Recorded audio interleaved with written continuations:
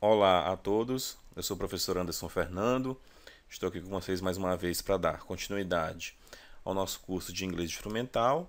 Hoje nós vamos para a nossa quarta e última videoaula.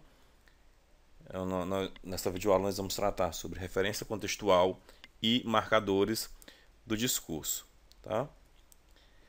Nós vamos iniciar o nosso estudo da aula de hoje falando de referência contextual, tá certo? A referência contextual, ela é um recurso que ela é utilizado para o quê? Para dar coerência ao texto que está se escrevendo, tá certo? Como é que essa referência contextual ela é feita? Essa coerência textual ela é feita? Ela é através de quê? De uma ligação lógica entre quem? Entre elementos de referência, tá certo? E algo que foi o que mencionado anteriormente no texto. Então, gente, a referência contextual ela se faz presente no texto quando o quê? Quando algum elemento ele é usado no texto para o quê? Para fazer referência a algo que foi mencionado no texto anteriormente, tá certo? E para que serve a referência textual? Uma das aplicações dela é o que, ó, é que ela evita que o autor ele repita termos durante um texto, tá certo? Porque essa repetição de termos durante um texto, ela pode tornar a leitura muitas vezes cansativa e confusa, tá certo? E o que acaba fazendo com que a compreensão do texto ela seja o que ela seja dificultada, tá certo? A referência contextual ela ocorre quando o autor faz uso principalmente dos pronomes, tá certo? Os pronomes eles são os principais elementos que são usados no processo de referenciação, tá certo? Porque pronomes substituem quem? Substantivos, tá certo? A gente vai ver em seguida, ó, pronomes substituem palavras que nós chamamos de quê? De antecedentes. O uso adequado desses pronomes, ele torna o texto o quê? Legível, tá certo? Porque vai criar uma relação entre os pronomes, tá certo? Vai criar uma relação aqui, ó, entre os pronomes e os nomes a que eles se referem.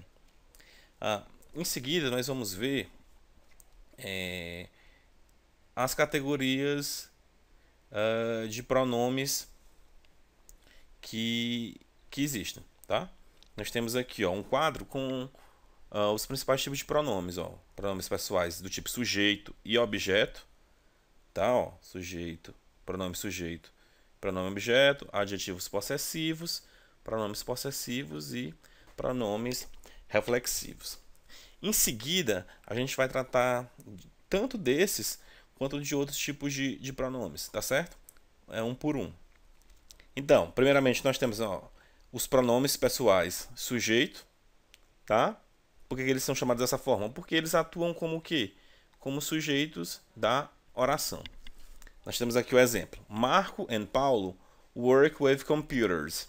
They are computer programmers. Tá, ó. Então nós temos o pronome pessoal they, tá? Que ele atua como o quê? Como sujeito dessa frase. E ele tá o quê, ó? Ele tá substituindo quem? Está substituindo os nomes Marco e Paulo, que estão presentes na frase anterior. Tá certo? Outro tipo de pronome pessoal são os pronomes pessoais objeto, que eles são usados, como o próprio nome dizem, como que? Como objetos do verbo e por isso eles se posicionam após o verbo. Ó. Nós temos o verbo love e o verbo bring. Então, ó, she loves him, ela o ama. Ou então, I bring them all. Eu trouxe-os todos. Eu os trouxe todos. Tá certo? Em seguida, nós vamos ter um exemplo aqui de um pronome, que é o pronome one, tá? Que ele também é usado para substituir tanto o sujeito, tá certo? E dessa forma ele atua como pronome sujeito e pronome pessoal de sujeito, como ele também pode substituir o objeto atuando como pronome pessoal objeto. Então, na primeira exemplo aqui, ó, one has to study to achieve success. Então, aqui, ó, one, tá? E aqui é o sujeito dessa oração, tá certo? E no seguinte, nós temos o que? Nós temos o one atuando como objeto das orações. Essa é a função mais comum que ele aparece. Ó. Vamos ver aqui os exemplos. I lost my pen. I need a new one. O que eu tenho aqui? Ó? Eu perdi a minha caneta. Eu preciso de uma nova. Uma o quê? De uma caneta nova. Tá certo? Então, one, ele faz referência a quem? Ó? A pen. Então, ele é escrito aqui para que o substantivo pen não seja repetido na frase. O mesmo ocorre aqui, ó, no exemplo seguinte. The new chairs arrived this morning. Take the old ones. Então, nós temos aqui, ó, nós temos o ones como pronome objeto, fazendo referência a quem, ó? A chairs. Notem que aqui, ó, ones está no plural porque ele faz referência a quem, ó? A chairs, que é cadeiras, ó. As novas cadeiras chegaram esta manhã. Leve as velhas. Leve as cadeiras velhas. Ó, então, ones se refere a quem? A cadeiras. Está escrito aqui nessa segunda frase para o quê? Para que a gente não precise repetir chairs. Tá certo? Em seguida, nós temos os possessivos. Tanto os pronomes possessivos quanto os adjetivos possessivos. Essas duas classes, eles têm os mesmos significados. Qual vai ser a diferença entre eles? A diferença vai existir na função sintática deles dois. O adjetivo possessivo, ele vai atuar como o quê? O adjetivo possessivo, ele, como todo adjetivo, tá? Ele vai o quê? Ele vai modificar os substantivos, tá certo? E o pronome possessivo, ele vai fazer o quê? Ele vai substituir o substantivo. Então, prestem atenção. Um modifica o substantivo e o outro substitui. Então, prestem atenção. Se o adjetivo possessivo modifica, ele precisa do quê? Para eu usar ele, eu preciso que ele esteja acompanhado de quem? De um substantivo. É o caso aqui, ó. Vamos ver os exemplos. My keyboard doesn't work. O meu teclado não funciona. Então, aqui, ó, eu tenho o adjetivo possessivo my, tá? Que ele me indica posse. E em seguida eu tenho quem? O substantivo, tá certo? Que eu estou modificando ou qualificando, tá certo? E no próximo exemplo eu tenho quem? Her TV is brand new. A televisão dela é novíssima. Então, eu tenho quem aqui, ó? Eu tenho her, que é o adjetivo possessivo, que está modificando quem? TV, que é esse substantivo. Já os pronomes possessivos, eles o quê? Eles substituem os substantivos. Então, teoricamente o quê? Eles não necessitam de virem acompanhados de um substantivo para aparecer. Então, ó, vamos ver aqui. Eu tenho o quê? Eu tenho, ó, This is Lucy's tablet. I can't find mine. Então, ó, esse é o tablet da Lucy. Eu não consigo achar o meu. O meu o quê? O meu tablet. Então, ó, mine está aqui para quê? Para que eu não precise repetir quem? Que eu não preciso repetir o substantivo tablet. Tá bom? Carlos has his car and we have ours. Ó, Carlos tem o seu carro, tá? Ó, aqui eu tenho quem? Eu tenho um adjetivo possessivo, his, acompanhado do sujeito, car. And we have ours. E aqui eu já tenho quem, ó? Aqui eu tenho um pronome possessivo. Então, ó, Carlos tem o seu carro e nós temos o nosso. Nosso quê? O nosso carro. Então, ó, ours foi colocado aqui por quê? Para que a gente não precisasse repetir o termo cars. Car. Ok? Em seguida, nós temos quem? Nós temos os pronomes reflexivos. Ó, são aqueles que se caracterizam pelas terminações self e selves. E são usados para dar ênfase ao sujeito ou ao objeto.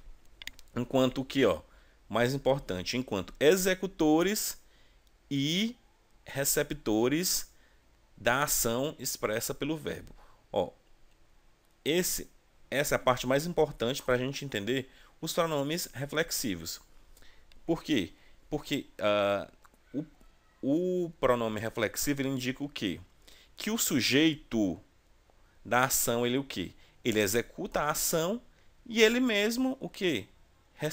É o receptor dessa ação. Vamos entender isso aqui, ó. Ó, primeiro exemplo.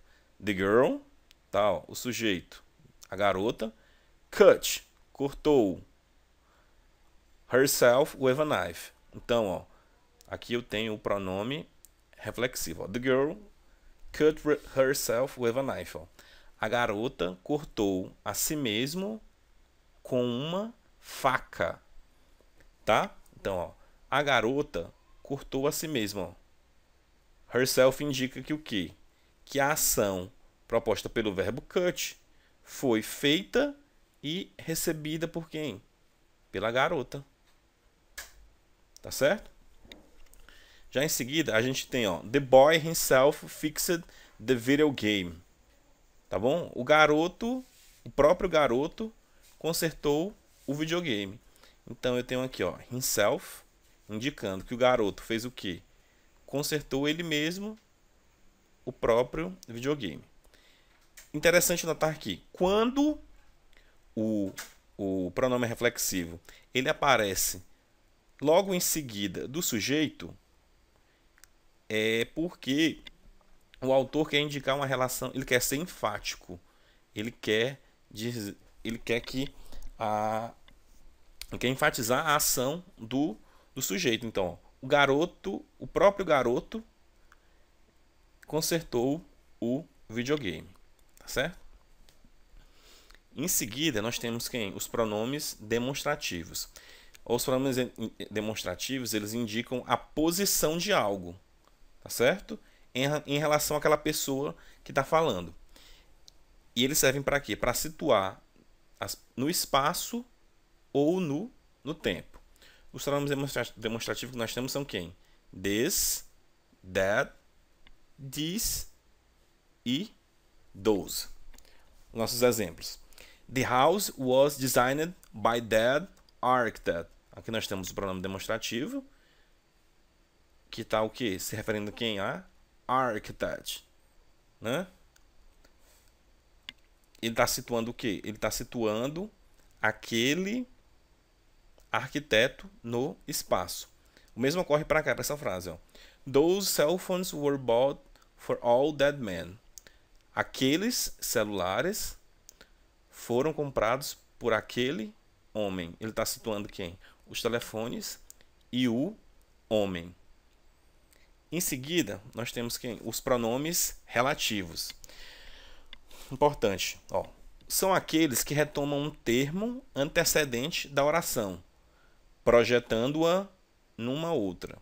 Dentre os mais comuns estão who, whom, that, which e whose. Ó, nós temos o que, ó? Nós temos aqui, ó. No é um verbo, então aqui a gente tem uma oração. E aqui nós temos quem, ó? Were, outro verbo. Então, ó. Who introduz uma nova oração, um pronome relativo. Então, aqui é uma oração. Aqui uma segunda oração. Who faz referência a quem, ó? A um elemento que está na oração anterior, que é quem? Students. We don't know the students who were here. Nós não conhecemos os estudantes que estavam aqui. Tá certo? O mesmo ocorre para outra frase, ó. Which introduz uma nova oração. Ó. Aqui eu tenho uma oração porque eu tenho um verbo. E aqui eu tenho uma locução verbal também que é indicativo de uma outra oração. Então, ó, they bought the pens which you have chosen. Então, ó, eles compraram as canetas que você escolheu. Então, ó, which introduz uma nova oração e o que faz referência a quem, ó, ao termo canetas da oração anterior, tá? Em seguida nós temos quem? Os pronomes indefinidos, que são aqueles, ó, que se referem à terceira pessoa do discurso de um modo que vago ou impreciso. Então nós temos, ó, the students came to the lecture. Some asked many questions. Então, ó, nós temos os estudantes, né? Nós temos aqui some. Ó, nós temos some. Pronome indefinido que se refere quem, ó? A students, ó. Vamos ver aqui. Os alunos vieram à palestra. Alguns fizeram muitas perguntas. Tá certo? Então, ó, quem foi que fez muitas perguntas? Os estudantes. Tá? I'm going to have a cup of tea. Do you want some? Então, eu tenho quem aqui, ó? Eu tenho some.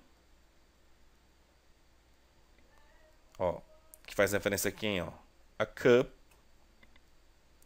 of tea. Ó. Então, I'm going to have a cup of tea. Do you want some? Eu vou tomar um copo de chá. Você quer algum? Você quer um pouco? Um pouco de quê? Do chá, não é isso? Então, some tá colocado aqui, ó, para que a cup of tea não precise ser repetido novamente. Ó, e nessa frase aqui, I want some coffee, but there is none. Então, some indefine café, a quantidade de café que vai ser tomada, tá certo? Ó, eu quero um pouco de café. But there is none. Mas não há nenhum. Nenhum o quê? Não há nenhum café. Tá? Por fim, nós temos os verbos auxiliares. Aqui nós temos do, das e o did como exemplo. É importante a gente ver o que? Até agora a gente estava vendo, elementos que faziam referência a quem? Ao sujeito, tá? Agora o verbo auxiliar ele está fazendo referência a quem? Ao verbo que está presente em frases antecedentes. Então vamos ver aqui, ó. Importante dizer uma coisa antes. Do e das são indicativos de quem? Do presente simples. E did é indicativo do passado. Então, eu vou usar do e das como referência a verbos que me indiquem o presente.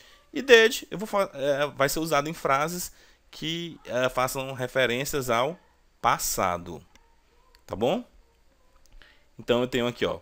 You don't like chocolate, but I do. Do faz referência a quem, ó? Ao verbo da frase anterior. Que é quem, ó? O verbo da frase anterior é like. Como é que fica aqui, ó? Você não gosta de chocolate, but I do. Ó, então o do está escrito aqui para que a gente o quê? Não precise repetir o verbo like. Tá bom? A frase é a seguinte. His brother doesn't like rugby, but he does. Então, ó, does faz referência a quem, ó? Does faz referência ao verbo like também, que está colocado na frase anterior. Então, como é que fica aqui, ó? O irmão dele não gosta de rugby, mas ele gosta, tá? Em seguida, nós temos aqui a última frase. She went to Fortaleza with us, but her sister didn't. Então, nós temos didn't, tá? Que faz referência a quem, ó?